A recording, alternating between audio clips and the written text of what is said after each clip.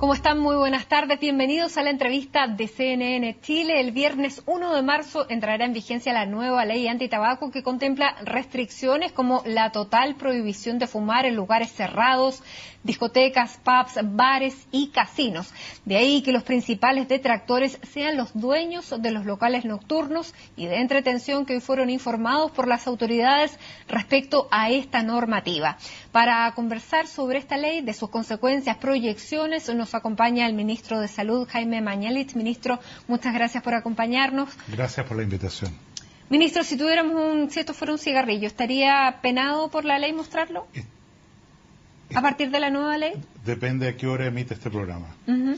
Si estamos en un horario infantil, vale decir, antes de las 10 de la noche, usted no podría mostrar un cigarrillo en cámara. Después de las 10 de la noche, estaría sancionado, se recibiría una multa. Así es, 2 UF. 2 UF. Ministro, bueno, el próximo 1 empieza a regir esta ley. Se dice que hay gran parte, un gran porcentaje, cerca de un 60% de los locales que no estarían en condiciones de poder tener fumadores en sus recintos porque no tienen cómo poder reestructurarse para poder aplicar esta ley. ¿Va a haber algún periodo de tiempo para permitirles o ya el tiempo estuvo y el que no hizo los arreglos, las reparaciones, no tiene más plazo al que apelar? La ley es muy clara, fue publicada en el Diario Oficial el día 8 de febrero y la ley señala que entra en vigencia el primer día del mes siguiente a la publicación, vale decir, como usted señalaba al principio, el 1 de marzo. Lo único que está pendiente en la aplicación de esta ley es la vigencia de que haya más de 2 imágenes para mostrar en las cajetillas de los cigarrillos, y eso va a quedar para después. Vamos a tener 6 imágenes que se van a rotar. Y lo segundo es un decreto que tiene que hacer el Ministerio respecto a los aditivos. Todo lo otro entra en aplicación el 1 de marzo. De manera tal que la respuesta es sí, efectivamente, esta ley tiene imperio desde unos pocos días más. Ahora, hoy día Fernando de la Fuente, que es el presidente de la Asociación de Achiga, de los locales comerciales, restaurantes, gastronomía, él expresaba que esto iba a representar grandes pérdidas para su sector. Hablaba de alrededor de 238 millones de pesos diarios que iba a perder este sector. ¿Cómo se resuelve eso? Porque básicamente los locales que no pueden cambiar su infraestructura están condenados a lo mejor a recibir un 25% menos de personas, que era de lo que él hablaba. Hoy día hubo una reunión con representantes de Achiga. Ellos estiman que hay 40%, no 60%, 40% de los locales que no van a poder hacer adaptaciones, como por ejemplo tener una terraza con un toldo fuera del local para que la gente salga a fumar. Yo no comparto esta hipótesis catastrófica, porque la experiencia internacional ha sido la contraria, que efectivamente el implementar que todo lugar cerrado, restaurante, pub, lo que fuera, queda libre del humo de tabaco, ha significado más bien un aumento de las ventas que una disminución. La única situación que es extraña es la de España, porque ellos han tenido una depresión económica muy fuerte y es muy difícil ahí ver este efecto nítidamente. Pero en todos los otros lugares donde esto se ha implementado, estoy hablando de Uruguay, Estados Unidos, Argentina, el Reino Unido, Francia, en realidad el efecto ha sido el contrario. De manera tal que yo no sería ave de mal agüero y esperaría más bien a que muestra los datos reales. Y esto claramente lo que tiene que tener un restaurante es una terraza afuera que esté separada, que los toldos no lleguen a la entrada, al techo de entrada, sino que haya una separación, ¿no es verdad? Eso es. Ahora, ¿cómo se va a fiscalizar esto? De acuerdo a la propia ley y aprobado por el Tribunal Constitucional, hay 2 instancias de fiscalización. Uno es la autoridad de la Secretaría Regional Ministerial, CEREMI, y la otra son las autoridades o vigilancia de los propios municipios, inspectores municipales. Dado que los beneficios de esta multa, y así lo hemos hablado con los alcaldes, van a las arcas municipales, nosotros esperamos que haya una mayor fiscalización y un interés de los propios municipios por hacer efectiva esa fiscalización. ¿A cuánto asciende la multa? Asciende a 2 UF por cada persona que está fumando dentro del local, y pueden llevar en el lado ya sancionatorio eventualmente a la clausura del local por plazos que pueden llegar hasta los 15 días. Ahora, ¿las mismas personas, los mismos usuarios de un restaurante pueden denunciarlo también? Por supuesto, pueden denunciar. Yo creo que es importante, Matilde, entender esto. Cuando un Estado, un país como Chile, se pone de acuerdo a través de mecanismos legítimos, la discusión parlamentaria, la votación al Parlamento, en una ley, lo que está haciendo es tomando un acuerdo cívico. Vale decir, hemos llegado al convencimiento que avanzar en esta materia es bueno para todos. Y en ese sentido es evidente que el imperio de esta ley va a ser ejercido fundamentalmente por los propios ciudadanos. Son los propios ciudadanos los que van a no tolerar que al lado de un niño se fume, que en un lugar cerrado se fume, y en ese sentido nosotros tenemos plena conciencia de que aquí lo que ha ocurrido, y lo vemos en la prensa todos los días, lo vemos en manifestaciones públicas, es que la propia ciudadanía se va a empoderar para hacer ejercicio de su derecho, que es que la inmensa mayoría de la gente no quiere ser fumadora, la inmensa mayoría de la gente no quiere que sus niños fumen, y aquí van a tener un argumento para exigir ese derecho. 45 chilenos mueren al día por causas que se atribuyen al tabaco, mucho más que cualquier epidemia de las que hayamos hablado anteriormente. Bueno, esto podría ser una cifra para ir tomando conciencia cada uno, porque hay muchos lugares donde la fiscalización va a ser bastante difícil. Por ejemplo, ¿qué va a pasar en los estadios, en los centros comerciales, en los aeropuertos? Ocurre lo mismo porque en el estadio se dice que va a haber un área bastante delimitada. Eso lo ve el propio estadio, el dueño del estadio, el administrador del estadio tiene que definir un área que es para fumadores. Nosotros confiamos en que esas áreas sean mínimas o inexistentes en las graderías para que se cumpla el propósito efectivamente de que los estadios sean lugares donde va la familia, donde van los niños, donde hay espectáculos deportivos, donde se practica deporte también en forma amateur. Y en ese sentido yo quiero insistir que nosotros siempre que hablamos de una ley hablamos de sanciones. Aquí yo lo miro más bien en el lado positivo. Hemos llegado a un acuerdo ciudadano que es bueno para todos. ¿Y qué gana la salud de los chilenos con esta ley? Bueno, lo que gana es que nosotros tenemos que hacernos cargo que somos el país récord mundial en fumadores, que nuestras mujeres jóvenes son las que más fuman en el planeta, que de hecho ya tenemos que anticipar, como ha aparecido en la prensa estos últimos días, que el cáncer de pulmón en las mujeres va a superar el cáncer de mama solo por el efecto de la adhesión al tabaco que están teniendo nuestras jóvenes hoy día, de manera tal que este es un problema de salud pública muy relevante, y hemos tal vez llegado tarde a tomar medidas de educación, de convencimiento, que no son solo esta ley. Piense usted en el programa Elige Vivir Sano, piense usted en lo que ha hecho el presidente Piñera, imponiendo tributos adicionales al tabaco, que yo creo que ya están mostrando efecto entre los jóvenes, en el sentido de que se hace mucho más inaccesible comprar una cajetilla de cigarrillos. Todas estas son acciones, medidas que van a un solo propósito: permitir que aquellas personas que han decidido ser no fumadoras se les respete ese derecho, 60% de la población en Chile, y en segundo lugar, lograr el milagro de que nuestros niños, nuestros jóvenes, no se conviertan en adictos al tabaco antes de dejar incluso la escuela. Me imagino que la presión de las tabacaleras ha sido bastante fuerte. Ha sido fuerte aquí y en otras partes del mundo, lo sabemos. Han hecho un esfuerzo legítimo, pero en definitiva se ha impuesto la racionalidad, que es que no podemos seguir teniendo los tristes récords que condicionan esta cantidad de muertos todos los días por infarto al corazón, por accidente vascular encefálico, por cáncer pulmonar, por enfermedad bronquial obstructiva crónica, por prematuridad. Las mujeres que fuman tienden a tener... ¿Las mujeres embarazadas siguen fumando en este país? Fumando. 20% de las mujeres embarazadas fuman. Y es natural, porque esta es una adicción muy difícil de dejar. No es que las mujeres tengan mala voluntad o quieran producir daño a sus niños. Es muy difícil dejar de fumar una vez que uno es adicto.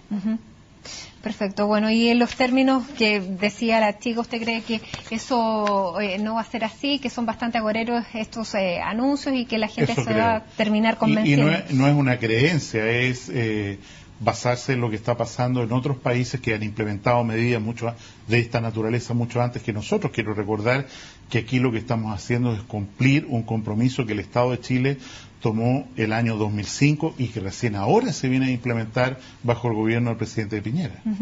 Muy bien, pero hoy día, bueno, han hecho noticia el Ministerio de Salud por esto, pero no solamente por esto, sino que porque se está adelantando una campaña de vacunación que debería haber comenzado en abril o mayo, tradicionalmente la campaña de vacuna contra la influenza. Sin embargo, ustedes decidieron adelantarse al 18 de marzo, ministro. ¿Por qué se tomó esa decisión y cómo se va a desarrollar esta campaña?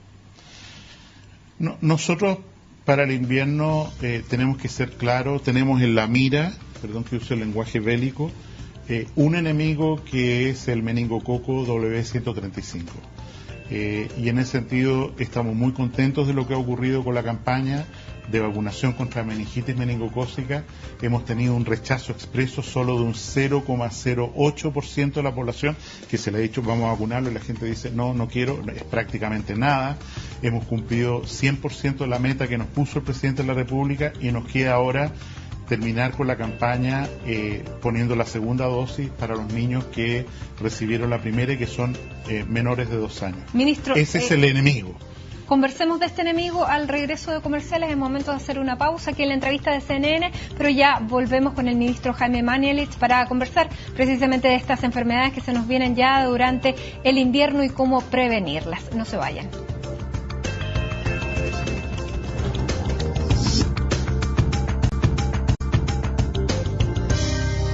En la entrevista de CNN Chile, a esta hora conversamos con el ministro de Salud, Jaime Mañalich. Ministro, estábamos conversando de estos enemigos que tenemos durante el invierno y que va a ser la meningitis W135 y la influenza que viene de Estados Unidos, una cepa distinta. Estábamos hablando primero de la meningitis, que ya está prácticamente la población objeto está vacunada. Usted decía que ya estaba prácticamente el 100%. Claro, lo que nos falta, esta campaña dura hasta el 1 de julio del año 2013. Estoy hablando de la vacuna W135, meningitis meningocócica o meningococcemia.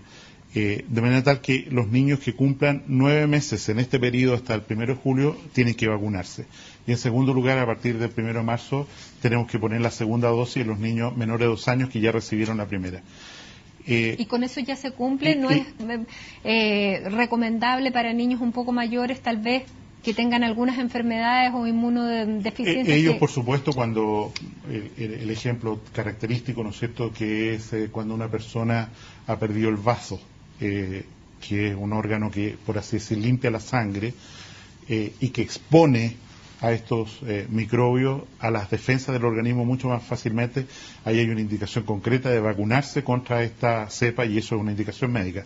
Pero lo que quiero puntualizar es que no queremos perder el foco. Nuestro gran enemigo es W135 y como hemos recibido información desde el hemisferio norte de que ha habido un brote de virus influenza, ya no hablo de microbio meningococo, sino que estoy hablando ahora de influenza, que se tuvo prevalencia, tuvo mayor fuerza, sobre todo esta cepa H3N2. Nosotros hemos decidido adelantar la campaña de vacunación contra influenza solo por ese dato, a pesar de que tengo que confesar que nos sentimos relativamente tranquilos respecto a influenza, porque la gente acepta vacunarse bien, porque el año pasado vacunamos prácticamente al 93% de la población objetivo. El sector que más nos preocupa es el adulto mayor, que es el más frágil para los brotes de influenza, pero solo por ese dato de Estados Unidos, sobre todo donde hubo este brote, insisto, muy importante de influenza H3N2, es que hemos decidido anticipar la vacunación este año en Chile en una vacuna que tiene 3 cepas de virus, incluido esta que ha afectado el hemisferio norte. Y que esta va a ser gratuita a partir para los niños hasta los 24 o 23 meses, de los 6 a los 23 meses y los mayores de 65. Exacto, mayores de 65, embarazadas hasta las 13 semanas, trabajadores de la salud, y hemos incluido un grupo relevante este año que es los trabajadores del sector avícola, gente que trabaja con gallinas, pollo, y gente que trabaja con cerdos. ¿Por qué? Porque para complejizar aún más las cosas, Usted sabe que ha aparecido un brote de influenza aviar en México que ha llevado a sacrificar a muchas aves. Es un virus que puede saltar al ser humano y es por eso que hemos querido proteger adicionalmente a ese tipo de trabajadores para tener todos los frentes bloqueados. ¿Y para el resto de la población es recomendable? ¿Existe la vacuna? Existe la vacuna, pero no es recomendable porque la letalidad, o sea, el número de muertos que produce influenza entre los que se enferman es muy bajo y afecta solo en forma más grave a los grupos de riesgo que hemos señalado. En el resto de la población se defienden bastante bien de la influenza. Entonces, vacunarlos no tiene mucho sentido porque igual van a tener la enfermedad por la vacuna y entre tener la enfermedad por la vacuna y tener la influenza propiamente tal, parece que no hace mucho sentido, sino concentrarse, insisto, en aquellas personas en que la enfermedad puede significar un riesgo muy serio para su salud, que es esta población de riesgo que usted señalaba. Ministro, y volviendo a la W135, las últimas personas que fallecieron producto de este contagio, eran mayores de 5 años, eran incluso mayores de 40 años. ¿Qué pasa en esos grupos, con esa gente, y si voluntariamente muchos adultos quisieran vacunarse, está la posibilidad? Pueden hacerlo. Este año, 2013, llevamos 8 casos de W135, solo 2 en febrero, ningún caso en el grupo objetivo vacunado, lo que es una muy buena noticia. Tenemos 2 casos fallecidos que han sido personas que han tenido comorbilidad, o sea, otras enfermedades, entre ellos un adulto mayor. Nosotros creemos que, de acuerdo a lo que el Consejo Asesor de Vacunas del Ministerio nos ha señalado, estamos bien enfocados en lo que estamos haciendo, pero de todas maneras tenemos que trabajar con ellos a partir de marzo respecto a cómo seguir esto después del 1 de julio, que es la fecha que nos hemos dado y que hemos concordado con el presidente de la República porque requiere recursos muy extraordinarios de más de 50 millones de dólares para proteger a la población frente a este microbio emergente que apareció durante el año pasado. ¿Se espera un brote más agresivo? Probablemente lo que estamos viviendo, más que efecto de la vacuna, es que durante el verano este microbio se duerme, por así decir, y tenemos que estar preparados, y por eso vuelvo a señalar que nuestro objetivo esencial para el invierno de 2013 es proteger a la población contra este microbio que tiene una alta letalidad. O sea, de cada 10 personas que se enferman, entre 2 y 3 fallecen. Es una enfermedad extraordinariamente grave que tenemos que darle con toda la energía que podamos. Ministro, las energías del gobierno y suyas, del presidente, se van a concentrar la próxima semana en los actos conmemorativos del 27F, de este terremoto que ya asoló a Chile hace 3 años, y sobre todo se van a centrar en los trabajos y en mostrar los logros de reconstrucción.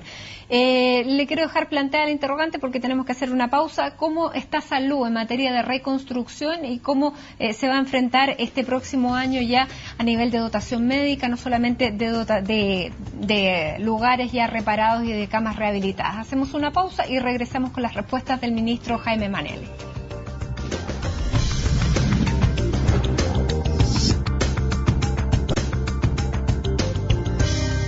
Seguimos conversando con el ministro Jaime Mañalich. Estamos a una semana de recordar el 27F de 2010, este terremoto que devastó gran parte de nuestro país y en el que hospitales no estuvieron ajenos a esta destrucción. Ministro, queremos preguntarle si efectivamente usted también va a estar en estas conmemoraciones y en estas cuentas públicas de qué es lo que se ha hecho y qué es lo que se ha hecho en su sector en materia de reconstrucción. Me estoy refiriendo fundamentalmente a hospitales regionales, qué pasó con el hospital de Curicó, de Rancagua, de Talca, de Parral. ¿Qué es lo que usted va a decir ese 27F? Bueno, nosotros ya lo hemos señalado desde hace mucho tiempo. La red hospitalaria en su funcionalidad ha sido completamente recuperada con soluciones de distinto tipo. Las obras de reconstrucción que están avanzando y que van bien encaminadas son la reparación de la torre del hospital de Chillán, la del hospital de Concepción y la del hospital de San Carlos. En los otros casos hemos construido en forma acelerada hospitales que han cumplido la función y en cada uno de estos centros, pienso en el hospital de Curicó, por ejemplo, que funciona con un hospital de construcción acelerada todavía, ya tenemos el terreno, tenemos el diseño y vamos a la construcción de un nuevo hospital diferente al hospital histórico de Curicó. Nosotros estamos satisfechos. Creo que la red está trabajando bien, con un nivel de eficiencia incluso superior al del pasado. El subsecretario Castillo entregó una información respecto a los 56 hospitales autogestionados medidos con este instrumento que se llama Balance Scorecard, donde mostramos los 20 mejores hospitales del país. Quiero destacar que si nosotros aplicáramos los estándares de producción que tiene el mejor hospital del país en términos de su gestión, que es el Hospital Ezequiel González Cortés, nosotros tendríamos aproximadamente un 20% de holgura todavía para producir más en los hospitales de la red pública. ¿Qué pasa con la dotación en estos hospitales? Porque una cosa es tener la infraestructura, la reparación, pero otra cosa es tener a los especialistas. Nosotros hemos tenido que suplir la falta de médicos especialistas con un mecanismo de contratación directa a sociedades de profesionales médicos que hacen, para decirlo con toda claridad, que en la mañana el médico opere en su horario funcionario y en la tarde se contrate como un médico privado para atender en la misma infraestructura y sacarle partido a esa infraestructura que es muy señera, muy cara por lo demás. Siempre se decía que los hospitales públicos funcionaban mediodía. Así es. Hoy día los hemos logrado hacer funcionar en horario extendido, en horario completo, gracias a este mecanismo. Y, como ya se ha señalado, el presidente de la República ha dispuesto fondos muy importantes para tener en formación más de 800 médicos especialistas cada año nuevos, para dotar a la red pública ya no a través de este mecanismo extraordinario, sino a través de contratos ordinarios de los especialistas que se necesitan para sacarle todo el rendimiento a la red pública de hospitales, que es muy relevante. ¿Y en atención primaria ocurre lo mismo? En atención primaria la infraestructura está bien. Gracias a la iniciativa del presidente se están entregando una gran cantidad de centros de salud familiar. Me refiero a los profesionales. En los profesionales todavía estamos en deuda, en déficit, y sobre todo eso ocurre en regiones alejadas del centro del país, donde el ritmo de contratación de médicos, o sea, hay más contratos disponibles que los médicos que llegan a contratarse, y en ese sentido todavía nos falta una brecha por superar que es muy relevante, sobre todo en regiones. Insisto. Ministro, estamos terminando, nos queda muy poco tiempo, pero la Universidad del Mar es un problema que se ha reflejado durante este verano. Hay muchos alumnos de la Universidad del Mar, sobre todo en las áreas de medicina, que no pueden ser reubicados y muchos no encuentran lugares para hacer su práctica profesional. ¿Cómo el Ministerio va a colaborar en eso para dar campo clínico a estudiantes que a lo mejor no tienen las condiciones como para poder hacer campo clínico en un hospital que tiene estos estándares de calidad? Lo primero que hay que señalar es que uno de los problemas que tenía la Universidad del Mar es que ofrecía carreras de la salud sin tener campos clínicos. O sea, no es que estos estudiantes tuvieran campos clínicos que perdieron, nunca los tuvieron. Y en ese sentido la directriz que ha entregado el ministro de Educación, Harald Bayer, es que aquellos estudiantes que están en sus 2 últimos años van a tener campos clínicos, y se los hemos entregado al Ministerio de Educación para que terminen su carrera obteniendo un título de la Universidad del Mar, y que los estudiantes de grados inferiores a los 2 últimos años, primero y segundo año, tienen que ser relocalizados, lo que está ocurriendo también gracias a la gestión del ministro Bayer en otras universidades que sí cuentan con campos clínicos. Es una cosa que está operando. Pero va a haber un mínimo de exigencia para estos últimos 2 años, para los digamos, los estudiantes que están en estos últimos 2 años. Las exigencias que les imponga las universidades que se hacen cargo, o de las exigencias que les pongan los campos clínicos que se hacen cargo de formar a estos estudiantes. Para darle una garantía también a los pacientes que llegan a atenderse a esos centros. Y en ese sentido tengo que ser súper honesto. Hay una posibilidad alta de que estos estudiantes no les vaya bien, porque los criterios de ingreso, la formación que tuvieron en sus primeros años no fue la adecuada, y en ese sentido nosotros no podemos garantizar algo que desde partida no estuvo bien encaminado. Ni asumir el riesgo. Ni asumir el riesgo, ni menos hacer que nuestros pacientes asuman el riesgo. Muy bien, ministro, se nos acabó el tiempo. Muchísimas gracias por conversar nuevamente con nosotros aquí en CNN Chile. Había varios temas en carpeta. A ustedes muchas gracias por acompañarnos. Sigan en la compañía de CNN Chile.